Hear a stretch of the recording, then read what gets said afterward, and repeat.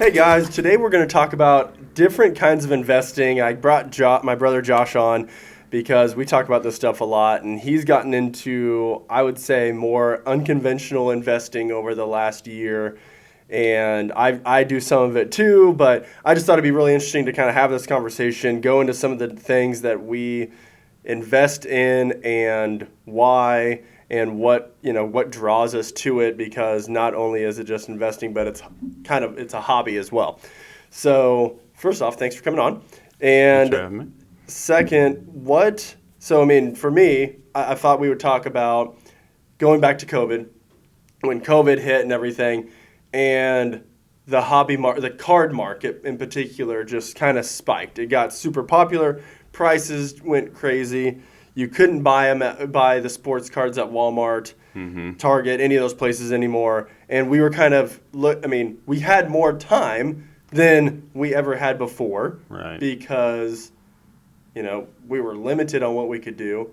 So we growing up, Dad had us into sports cards, Pokemon cards. Yeah, he was a collector, with the sports cards and whatnot, and then he kind of started getting us the Pokemon cards a little bit when they came. Yeah, and we got really into Pokemon for a few years. We watched the show. We went to the movies. Went to the movies. We bought the packs. We collected and everything and took care of the cards. Mm-hmm.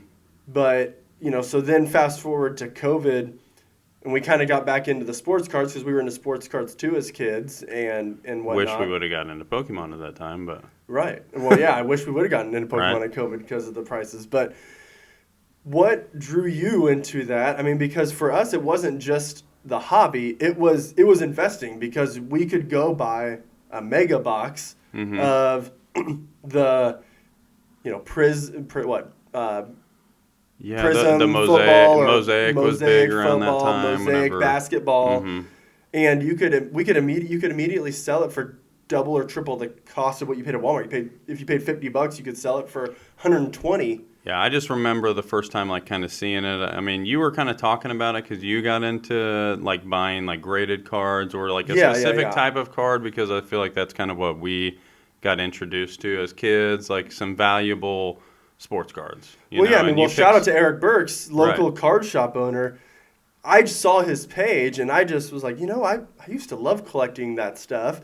And I went to his shop and just started seeing what was going on and everything. And he kind of, I've always been into sports memorabilia, but the cards itself, to me, wasn't memorabilia. Until they're graded. Until they were graded in a slab, or with the sports cards, the stuff that is cool are the on-card autos, the sticker autos, that to me, or a jersey patch that's included. And if they say a actual worn jersey patch, that to me is memorabilia, and it makes it more elevated, I guess. And that to me makes it more of something you can display, something you can enjoy on a daily basis too. So yeah, but then we started, it was kind of the rush of, we started hitting Walmart and Target all the time to see when the restocks were happening.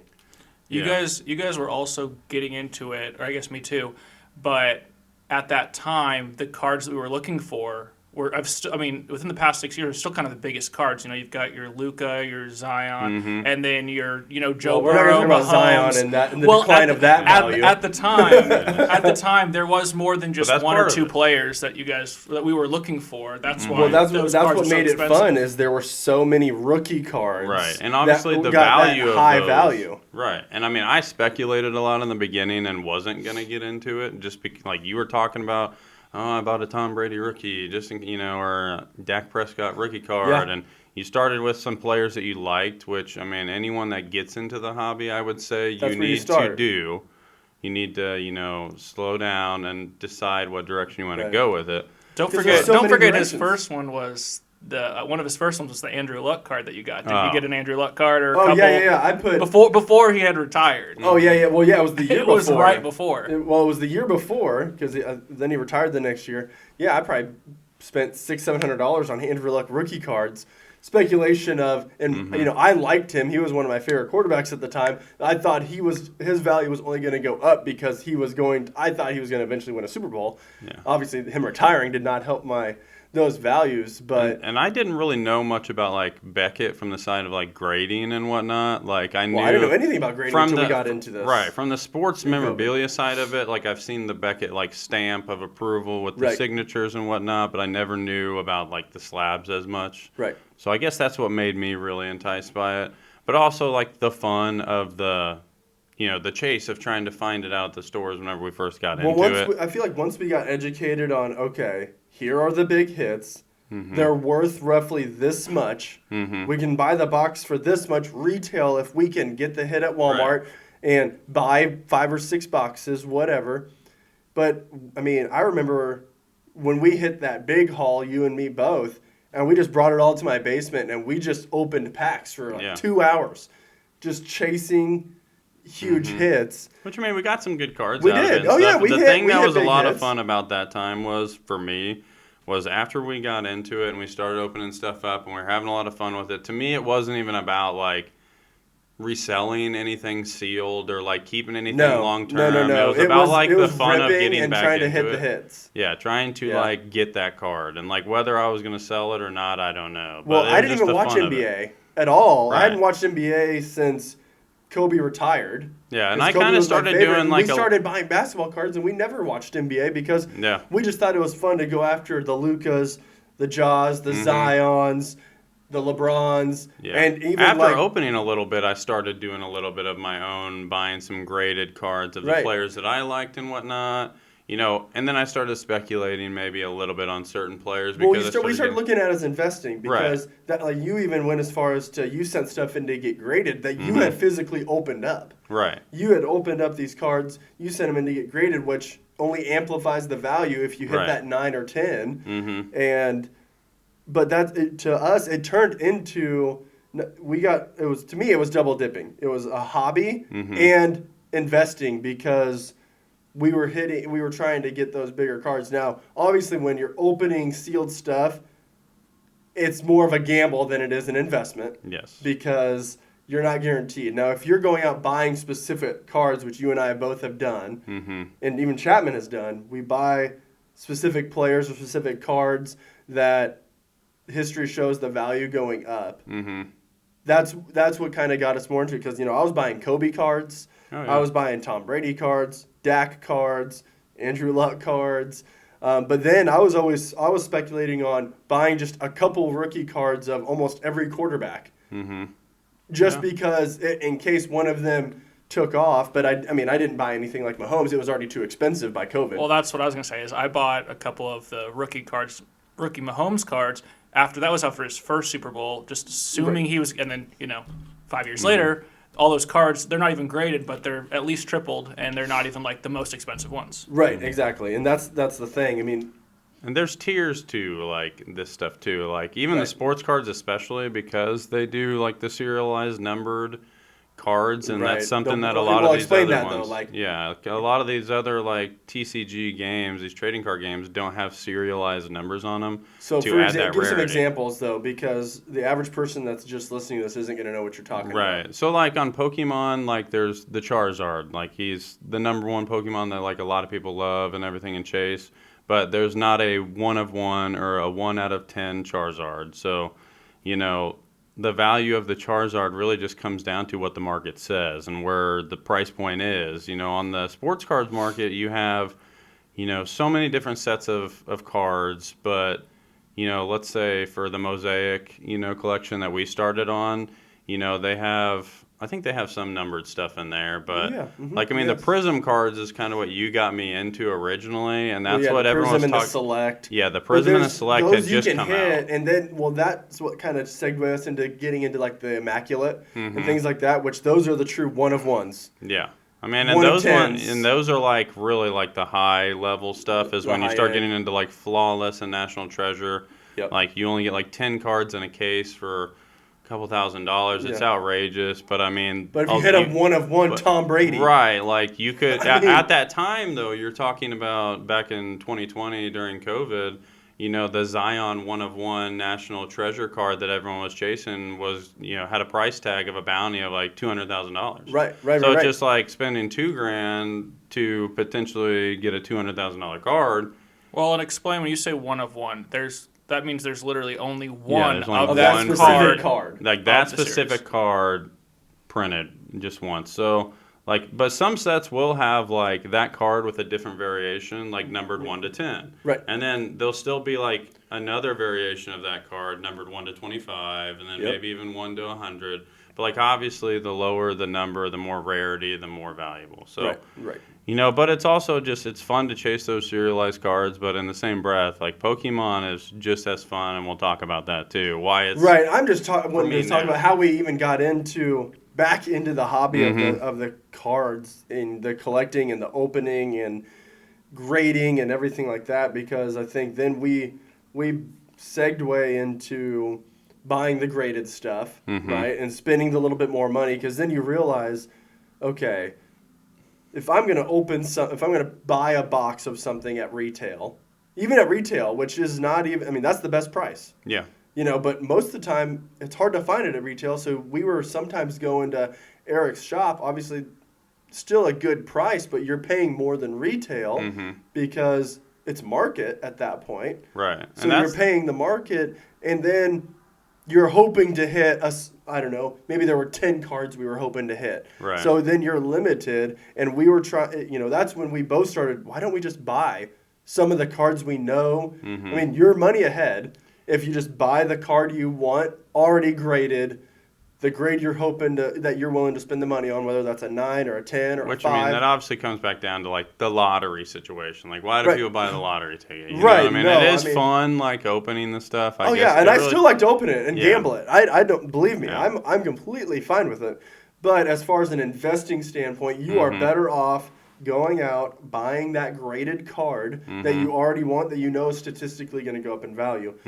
But there's a lot of people that I watch, you know, all the time do their podcasts, and some of them like share some of their plays that they're like looking into, and that's what's like intrigued me with it and has made it more of an investment, you know, because like a lot of these people you'll see do their videos on their speculation of which card, maybe specifically a card this week that they're targeting, that they're trying to buy, that they think is going to go up within even just like the next 30 days. Right. So it's like, that's what's kind of crazy to me. That's what started making me think like this is like kind of like the stock market. Right. Like you might have to put forth more effort to get your dividends, you know, but you know, it's not just like the Robinhood app where you can just click the button and all of a sudden, you know, or you get paid out your dividends each month or whatnot. But I mean, you're going to have to put forth some more effort, but it's been shown over the past, you know, 5 to 10 years that you can outperform some of those stocks, you know, with a little bit of effort, a little bit of movement, with,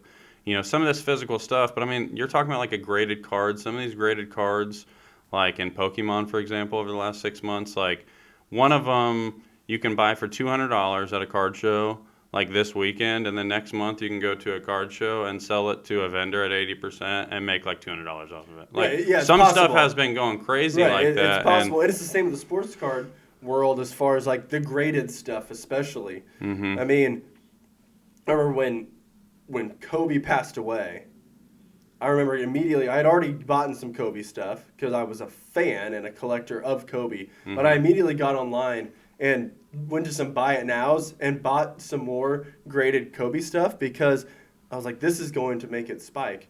You know, I remember buying one PSA 10 of his rookie cards for $300 the day after he passed away and selling it to Eric at his shop for like $2,800 a year later on the year anniversary. Yeah, crazy. Because that's just one of those market trends you end up figuring out. You know, Jordan cards, they're not going to go down in value. Right. Mahomes cards are probably not going to go down in value. Tom Brady cards will not go down in value. It's those people that you know, they're not going to go down in value. It's more of a risk when, you know, I invested some money into Zion his rookie season, and that obviously is not going to pay off for me unless, barring some miracle, that speculation's not going to pay off for me. Right. I mean, and even like someone like Ja Morant was like big around that time, and his stuff has come down even too. Right. You know, a lot. But I mean, I don't know. I guess that just kind of all plays into it, you know. But that's why, so, you know, because we were heavy into it for probably, a year and a half during COVID. I would say we all kind of tapered off because it got impossible to get The I mean, we retail. only found it retail, like a decent amount of retail to even buy, like that one time. Yeah. I mean, there was maybe two, There were and a that couple was other in times a. where it was like enough to like excite I mean, that's in us, like but a not 6-month span of like kind of looking right. But here then and it there. became non-existent. Everybody. Everybody. There's so many was, different types of different Right. sets too. So it's Right. like if you like the mosaic basketball, then the next set that comes out might be the score basketball, and you might not be into that. So then, you might have to wait a while to buy something at retail, Right. or you can go to like Eric Burke's shop, and he does good deals on Yeah, stuff that's too. the If you're nice thing ever about wanting having something, a card shop locally is that if Right. you're wanting to open something, yeah, and we have a lot of good like local card shops now. Like it's become even like more competitive, so that's like good for the market as well around here. So I mean, especially for like the graded slabs, because like right. maybe one card shop you might be able to get a little bit better deal at for that graded slab. And before, when there's only one, maybe two card shops in Macon County, like you can't exactly do that. But I think if you do get into the TCGs, it is nice to be able to go to Burke's, and be able to, not to mention it's a fun community to be, be a Right, part of. right. Like everyone's in there, with good attitudes, having fun. Right. Some of them are gambling, some of them are trying to make some money, some of them are just like opening to collect. A lot of people like to master sets. A lot of people like to collect every single card. Right. So I mean, I think that's cool too. There's so many different angles that you can go about it, which Yeah. whether you're an investor or just a hobby for you, or you could like enjoy it and invest on the side. Well, and another thing that we got into a little bit, and I really enjoyed, was breaks. Yeah. With the sports cards, getting into breaks were, okay, well, that mega select box is $1,500. I don't want to spend $1,500 on a box, but I'll spend $50 to get into the break, and I get two teams. Mm-hmm. I'm hoping that I get, back then it was, okay, you're hoping for the Pelicans or the Grizzlies, or back then it was Cavaliers, right? And the Dallas. Mavericks, yeah, with Luka. Yeah, and whatnot. And at least you have a shot at it. And I just think that's just another way of being able to. It was another way to make the market elevate a little bit and get out there on social media and gain more followers and stuff. And that was like really heavy in like the 2020 time. And there was even some like local. Wasn't there like a Champagne group that were like doing breaks? Yeah, there was a couple like local. Burke's did a handful of breaks. There was a couple Facebook groups that did breaks, even in Macon County. And I think that was pretty cool, just to be able to be. And then you get together, and even though it was on Facebook Live, so if you couldn't be there, you could watch it wherever you were, but you could go to the break. That was fun. And you just get to see those big hits. Mm-hmm. And that's a lot of fun with like the sports card stuff. And like kind of now, like it seems like it's transitioned into this thing since these other TCGs are becoming more popular. Like, and it's not just Pokemon, it seems like Yu-Gi-Oh! Still does fine, which, that's just another one of those companies that growing up was popular. Right. But it's not something that we necessarily got into, but it is kind of crazy that it's still around and it's still being bought retail today from Walmart, and people are still buying packs from Target. Like, and then there's also One Piece is another TCG game that like I know nothing about. I have never watched the anime show or anything, but a lot of people have been talking about that recently, and that's something you can find retail, or that's something that Eric at Burke's Card Shop can have for you, most of the time on his shelf, and you can get a good deal on that.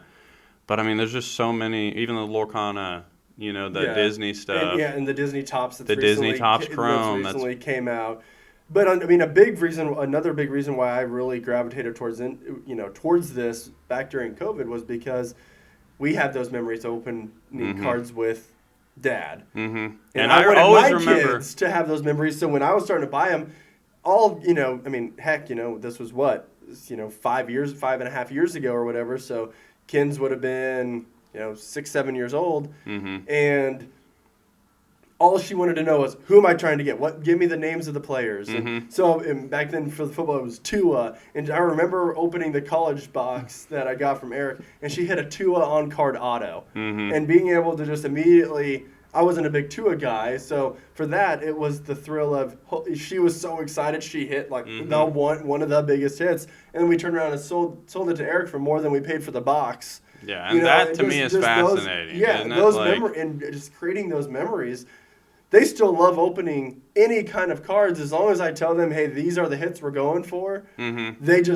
They love it. Yeah, it has been a lot of fun with the kids, like opening up stuff over the years. And like even back then, what I was doing after we kind of initially got into opening stuff up and we were having fun with that, like I thought it was fascinating that you could, number one, you could send some of those cards off to get graded for anywhere between like back then maybe $15 a card, upwards of like $30 a card. Right. You know, send them off, get them graded. There's a different market for the different numbers on the grades.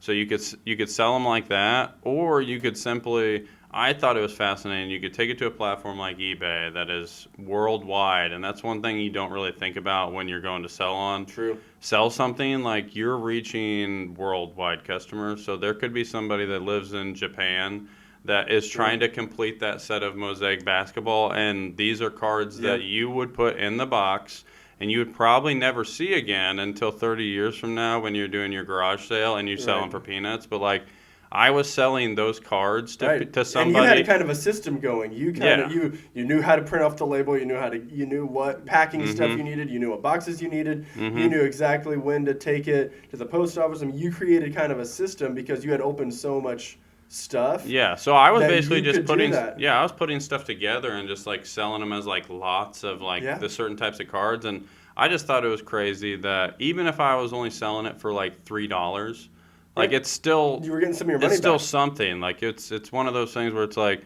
somebody's, garbage another person's treasure or whatever that saying is. Right. Well, I mean, talk about your Luca flip. Oh, yeah. So, I mean, the Luca card, like, that was a big, risky, like, move. And it was... You bought that on eBay, didn't you? Yeah, I got it on eBay. And that's kind of, like, where I learned, like, some of my stuff about the trading card market. Because, I mean, at the end of the day, all these things are worth what people are willing to pay for them. So, I mean, if you ever need to know the value of any of these cards or even...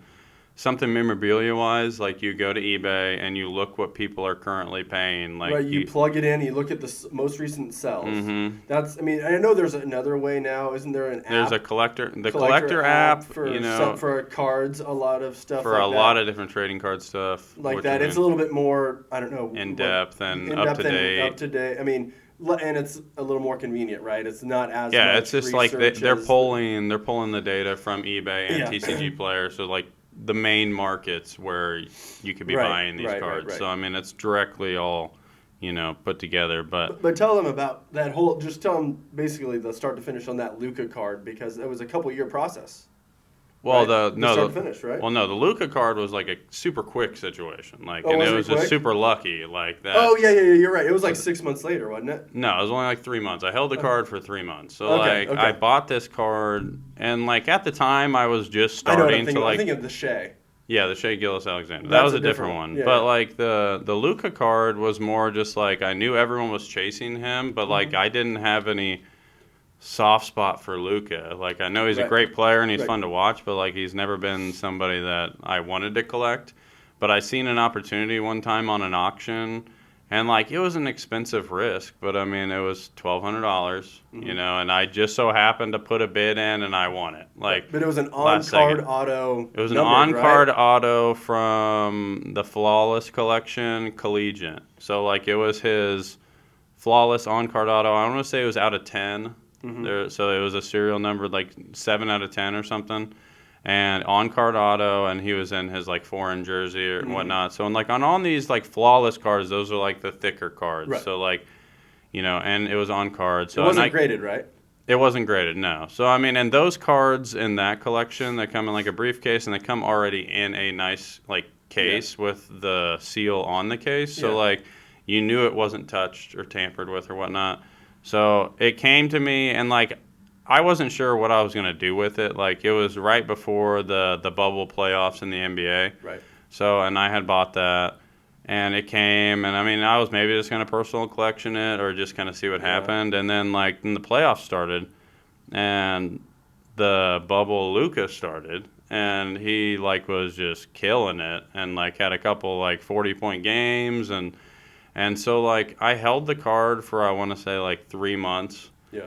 And he was just killing it in the playoffs. And I want to say, like, I don't even think they made the Western Conference Finals. No, because it was Lakers versus Heat, right? Yeah, Lakers Heat. But I don't know if I don't think it was the Lakers Mavericks. But in the Western Conference that year. But he was just killing it, and I was just like, you know what? Like, what's it gonna hurt to list it on eBay? Like, I got it for $1,200 3 months ago. Like, you know, those cards are kind of tough to value because you kind of almost have to put your own value on them, which is kind of fun too. But, you know, like since it's out of 10, there's only so much of them to sample size. So there were a couple that had sold. Obviously, the one thing that's kind of cool too, when you buy stuff like on eBay, you're contributing to the value. So like it was automatically like set to like a $1,200 market for the most part in that moment. Right. So like but you could also look at the out of 25 version, and you see that it's sold for $1,000. You're like, okay, well, this is worth way more than $1,200 now. This one should be worth more. Right. So I just decided, you know what, like if I'm willing to part ways with it, and it was like the first time I really like made some money on like a big card, but so I listed it for like $5,000. I was just like our best offer just to see, and ended up selling it that day for $4,500. Right. So, like, I mean, so I held it bought it for 12. 3 months later, you sold it for 4,500. Yeah, and so that was just kind of like, you would think I would have like tried doing that more, but like I was just kind of like, just felt like, man, I was just lucky and felt like kind of blessed to have the opportunity. It was lucky, but not at the same time because your speculation was on one of the best players in the game. Right, and he just so happened to, you know, get into that playoff, and it was the bubble. You know, situation. So like everyone were fixated on it. Yeah. So it was a perfect storm of a situation. So, and I don't even know, you know, what that card could be worth today. It could be worth $10,000 right now. Right. Like, so who knows? But if it's not really investing if you don't take some money out of the game sometimes. Right. You have to be willing to. Otherwise, you're just PCing everything. Right. And that's cool difference. And all. Like, right. If you have the means to do it, great. What we're talking about is this is a way of investing if you're strategic about it. And you know, that story kind of segues me into thinking about, you know, some of the cards. I mean, like DeAndre Ayton, for example, that you spent higher value on that, unless something changes, aren't going to turn out. But that's he's the a difference. personal collection. Right, but at least it's a PC. Right. But that's what makes me want to segue into Pokemon because I would say there was about a 2-year lull of us not really being into. I would buy some sports cards here and there for the kids and I to open.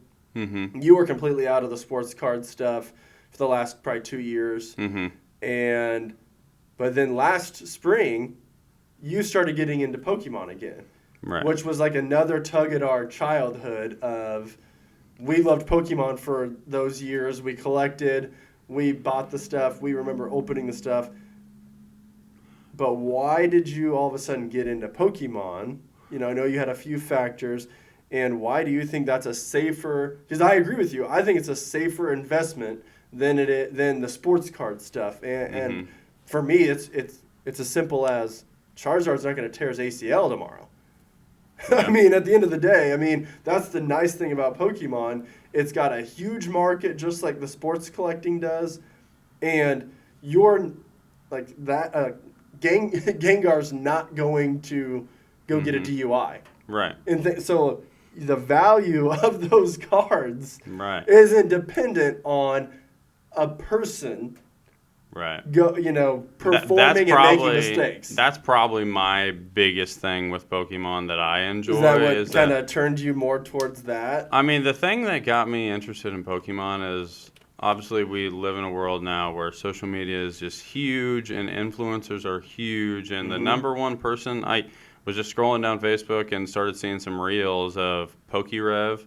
And he's around our age, you know, so he has that, like, he got into it. I don't even know when exactly he got back into it, but it's been like over 10 years. And so his channel, he just like opens up Pokemon product, whether it's something that's new that you're looking forward to. And that's like his big thing is the new stuff. And, you know, but then he'll open up some old stuff. He'll do some videos and show some like vintage stuff. And that's really what started intriguing me because it, like you said, it struck like that childhood memory. Right, because you just started buying slabs right out the gate. I mean, right out the gate. I wanted to almost like buy some of the cards that I remember having as kids and like then it started branching out into like collecting maybe some of the Japanese stuff that I never thought I would like, but it has different art on it. Like, so I mean, I started it's cheaper to buy than it is cheaper. So yeah. I mean, but I started with like vintage and like really tried to collect some stuff that I thought was cool that I remember as a kid, and I think it's just cool to have it in the slab form. Like a lot of my stuff isn't even like highly graded because the vintage stuff is so expensive at this point. Right. It's crazy. The stuff from our childhood is just like a lot of the stuff that I have, I just bought so I could say I had. Like it would be cards that would have maybe been in our collection. And you have them hanging up. They're in a showcase. Like I just think that they're cool to have and to. Right, and as soon as you started talking about it again, I'm like, gosh, yeah, it just tugged at my childhood strings, and I know Cooper likes Pokemon. I'm like, you know, it would be cool. My fear was we weren't going to be able to find anything that was similar enough to what we opened as kids, and it was these, because there's these other series of Pokemon I knew nothing about. But then when you're like, well, hey, no, there's 151. This stuff just came out a few years ago, and this is our childhood, but just the artwork is different, but it's the same childhood set that we opened up as kids, and I was like, holy crap, that's awesome. I would love to open this stuff up with the kids and make those memories. And then you started buying those slabs. I had bought a few slabs over the years already, just from Eric. Yeah, I started with the slabs, but the first box that got me back into actually opening and enjoying the Pokemon, the current day stuff, was I went to Burke's Card Shop, and everyone was talking about the prismatic stuff, prismatic evolutions, and Eevee was the focus. And like Eevee was never like one of my favorite childhood Pokemon or anything, but just I liked some of the evolutions. It honestly made me think of 2020 when we were getting into sports cards, and I was just kind of like, okay, I'll give this a shot and see what it's like. And I bought a few things from Eric. And then like, you came over, right? Didn't we split that first box? Yeah, I brought it over. We split that first box, but like I don't know. Let's see exactly. And I bought that for back then. That was probably in like May or June. It was around then. And so I mean the box was around like $250. I was gonna say it was less than $300. Yeah, and I mean the market's still like around there on those boxes, but I mean like a lot of the other stuff on Prismatic has like gone kind of crazy over the last like 6 months, which that could always like come down a little bit because there is just so much information to do with like Pokemon, because there's a lot of stuff that's like public knowledge, with their printing. Because when you got into this, it wasn't investing at first. No, it was just for fun. Purely for fun, purely collecting the cards that I wanted to see. Just kind of like tugging at your childhood strings. Right. And then you started doing more listening and learning about the hobby, specifically Pokemon. And then that's when you came to me and said, this is a form of investing. Yeah, it's like I started with PokeRev because like PokeRev is like our age, super excited about it, really gets into it when he's opening the stuff and like shows you what you could go find retail or shows you what you can go buy at your local card shop. Like the next set that's coming out is called Ascended Heroes, and like so you'll see him open that like a month ahead of time before the release, and then it'll give you a good idea if you want to like buy some to open for fun. Do you want to buy some and set aside for the future? Like, because all these different sets kind of focus on a different Pokemon. Right. But a lot of them, Pokemon, they're just a really good company. They're smart with the way that they direct each set. Like, they know where their bread and butter's at. They know that, like, right now their market is, like, us. Right. The people in their 30s and 40s and 50s that, like, have kids that they're trying to introduce to this fun that we had as kids. Like, and have more disposable income. Right. So, and whether they're investors or they're just having fun, like a lot of the people are just trying to relive their childhood. But they affect the market, right? Because the more they're buying, and that's the cool thing too. It doesn't matter if you're opening or you're saving, like you're contributing into the market. So that's why I told you, like I was like, I mean, if I were you, I would maybe start, trying to save some sealed stuff of certain sets because they're. Let's use for example.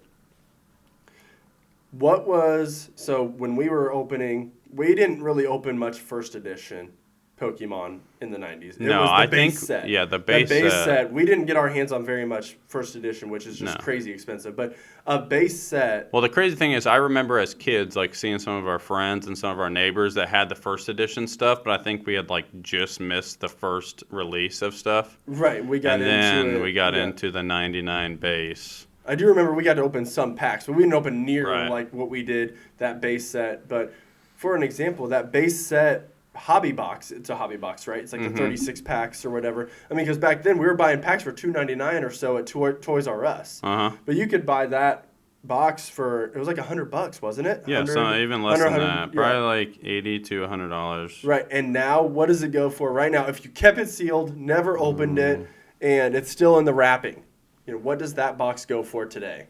Let's see here. Well, I'll try to find it, but first edition. Well, not first edition, just the regular base set. Oh, okay. Just do the base set, because the first edition's crazy. Booster box. Let's see here. Well, hold on, I'm looking in the wrong spot here. Because, I mean, if it was, $100 or less when we were kids, I mean, I know now it's going for... Okay, so like a first edition booster box, like the base set first edition shadowless is what they call it, because it's just the way that the illustration looks on the card.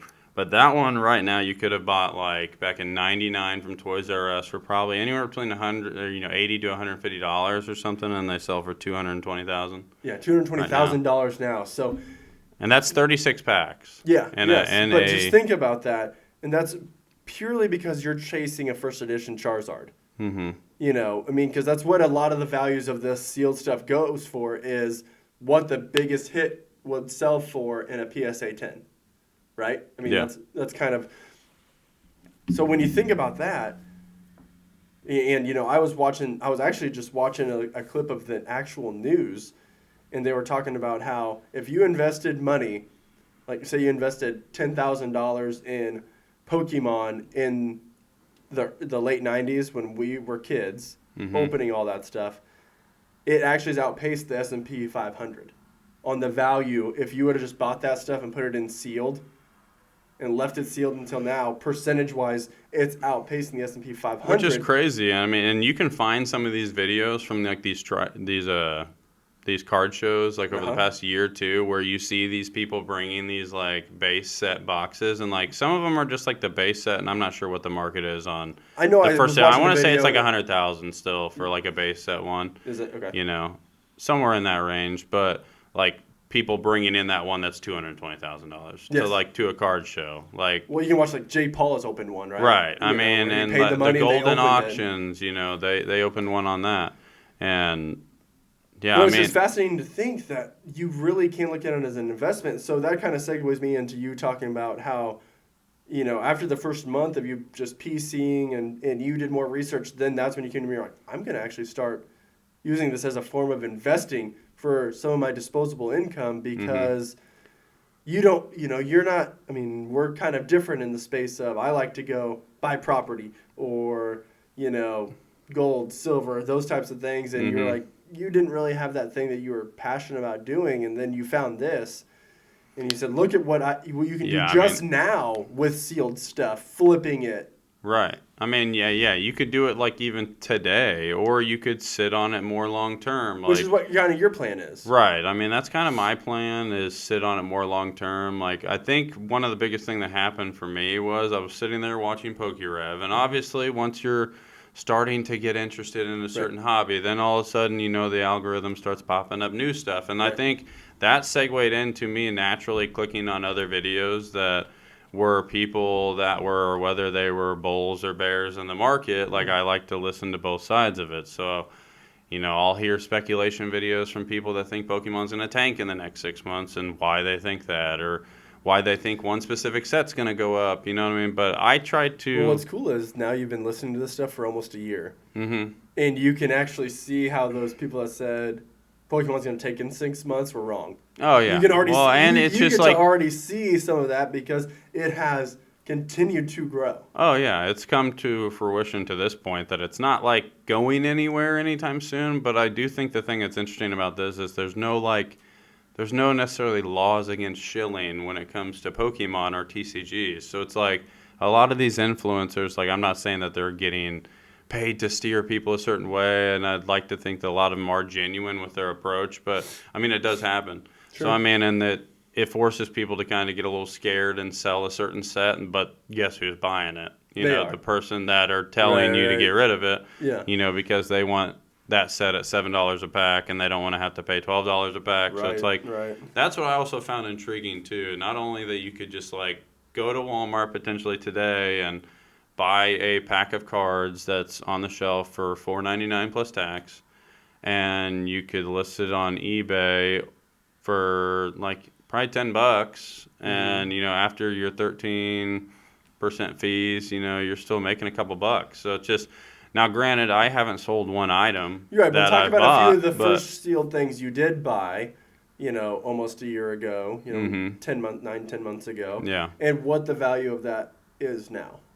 Well, so... What's a couple of your bigger ones that come to mind? So a couple of my bigger ones were, there's really just so much different stuff you can buy. So, I mean, if you really were interested in getting back into Pokemon or really any of these trading card situations, I recommend just doing research. Well, yeah, because especially the sports. There's sets in the sports market that will never go up in value. Mm-hmm. They are really just you're opening it just to open something type stuff. But for Pokemon, there's not much of that. Right. That's one thing that I do like about Pokemon is they don't really put out very much just stuff that isn't actually meant to be worth something. Yeah, like some of the worst sets are still above MSRP. So even some of the worst sets that at Walmart right now you're going to pay like $5.50 a pack or whatever after tax. The value of that pack's still like $6. After market. That's like the worst case scenario. But there's those stuff are that you can buy at $5.50 a pack that's worth $10 a pack. Right. Yeah, there's stuff right now that's still on the shelves. Like I was saying before, like Pokemon is like a company that you actually can see a lot of their like fiscal numbers, and you can see what their printing facilities are preparing to print this year. These are like public knowledge things, and they also have certain dates that they print things and certain sets that the way that they get the rarity to their sets isn't serializing cards. It's taking them off the printing press and telling everyone they're never going to be printed again. Correct. Now, there's people that speculate that, they'll start printing old sets. And it's like, yeah, that's one thing you're risking. But, at the end of the day... Well, they still haven't done that yet, though. Right, but they have yet to reprint the base 151. Oh, yeah. Right? And, they're not going to, probably. No. But, well, it wouldn't even be the same, though. It still wouldn't be the same as... Well, and the other thing that people don't realize about Pokemon, the company, I can't remember exactly what the percentage is, so I might butcher this, but I'm pretty sure it was somewhere around Pokemon's yearly sales is contributed to the TCG. The actual cards is 10% of their income.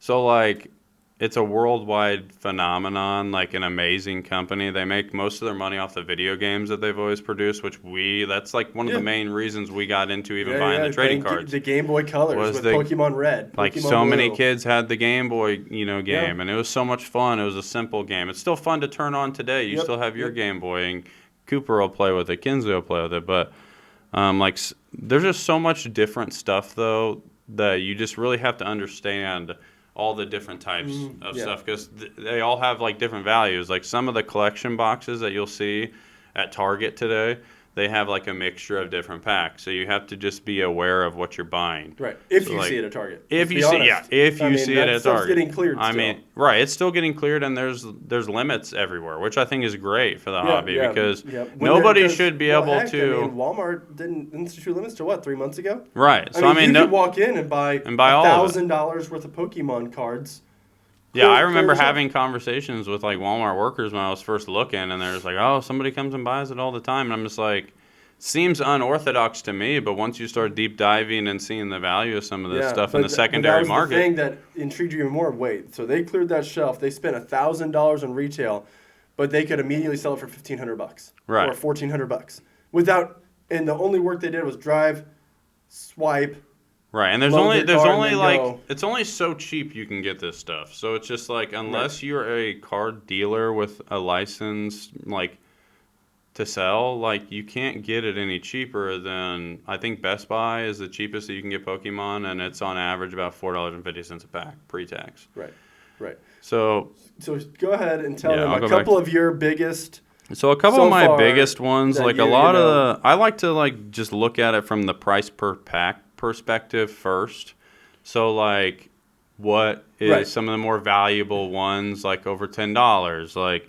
And so then I started looking into like what are the most like valuable items that people want. So like the ETBs are a big one. What's this? So it's called an elite trainer box. So it's really a good way to re-enter somebody into the hobby. It's a very, in my opinion, like reasonably priced product. Like if you can find it retail at Target, Best Buy, Walmart, Dollar General. If you're lucky enough to find an elite trainer box there, like they run anywhere between like $55 and $60 plus tax. Right.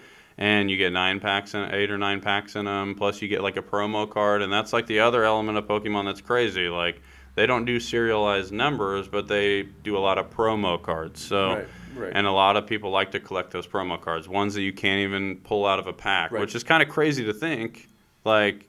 Because a lot of the value of those collection boxes that are out there that have different packs in them are more about the promo card than the actual packs themselves. So a lot of people are buying them, and then they're opening up the collection box. They're sending that promo card off to grade to potentially make money off that promo card. Then they're also selling those individual packs and making money off that. So it's like, it is kind of crazy. But so I started with like elite trainer boxes is what I was looking into, and I bought a lot of my stuff on eBay at first. Right. So, I mean, and that's what a lot of my collection, I bought at probably like 80% market value. So, I mean, and a lot of people would say, oh, that's silly.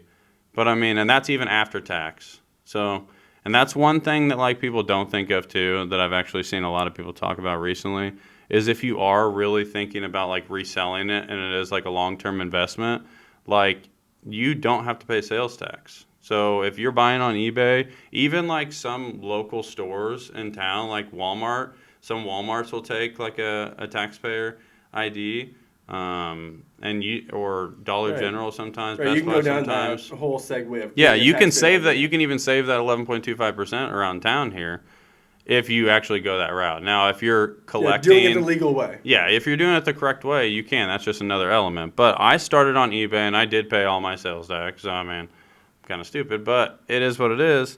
Like this Pokemon Center, like, and this is like a rare item that they do. Like it's called a Pokemon Center ETB. Right. So these are like limited print runs of stuff that they do pre-release, like every single set. And I don't know exactly how many they print of these, but they're more rare than the regular ones. But so I bought this Pokemon Center ETB from a set called Paldean Fates.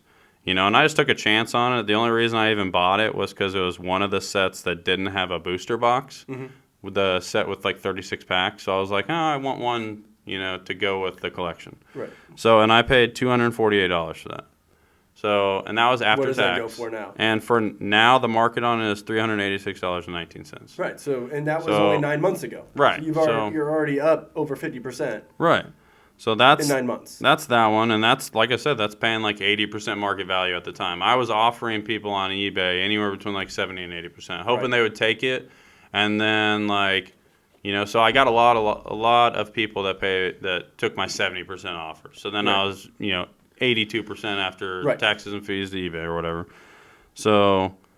Let's see. What's like another? I mean, one like local one that I got, just to give an example of like the local card shops can, you can get good deals and good investments there. Like I bought this Pokemon Trading Card Game Classic from Eric at Burke's Card Shop, and that thing I paid him $200 for it, and it goes for $349.27. Yeah, so that's. So I mean, that was a local card shop that sold it to me at the time, probably, at anywhere between 80 to 100%. I can't remember how much it was, but I mean, made me a good deal on it. But I mean, you have over $100 in value there that you're sitting on, and I mean, you could sell it right now and sell it on eBay, ship it off to somebody.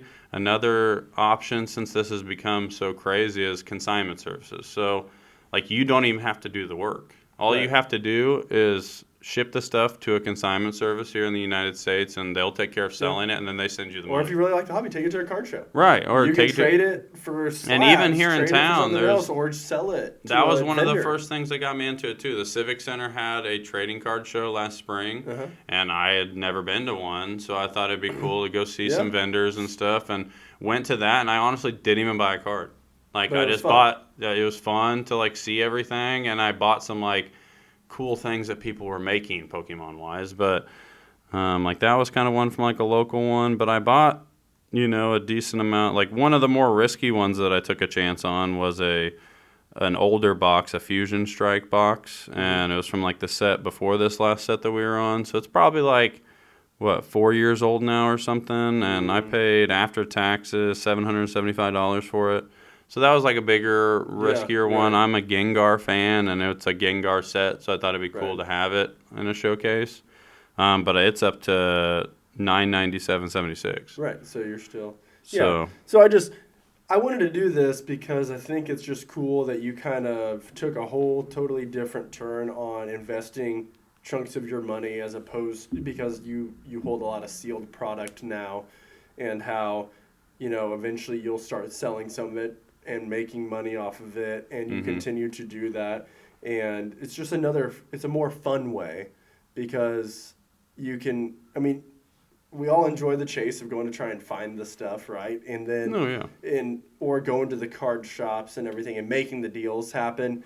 So I just thought it'd be a good for just the average person to know that even if you have something as little as $50, you can go buy, a $50 slab, and if you're being strategic about it, it could be worth $100 in a few months or 6 months or something.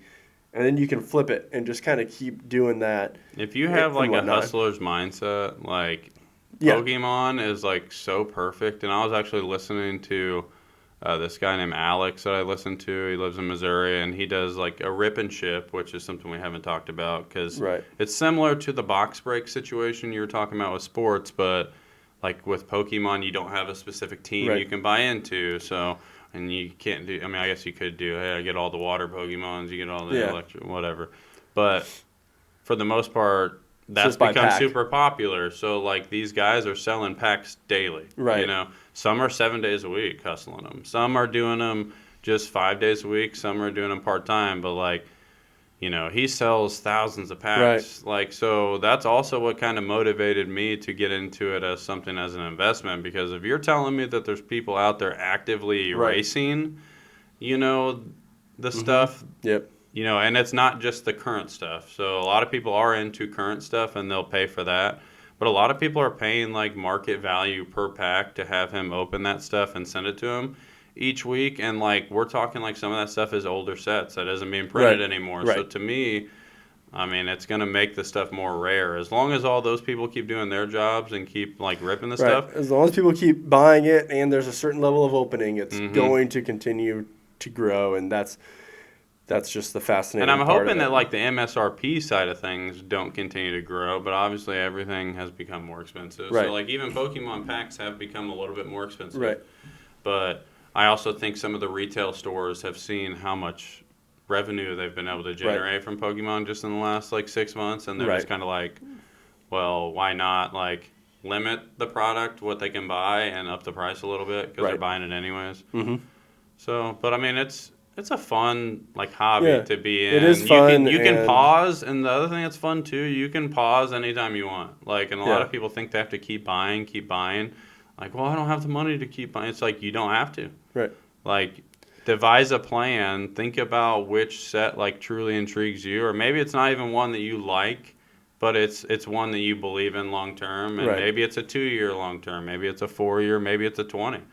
Like, so, I really don't know what my But there are the people that are flipping every week. Oh, yeah, every week. Just flipping every week and I just heard somebody say, like, yesterday that if he didn't have 2 kids and a wife, like, he'd be making $1 million this year. Yeah.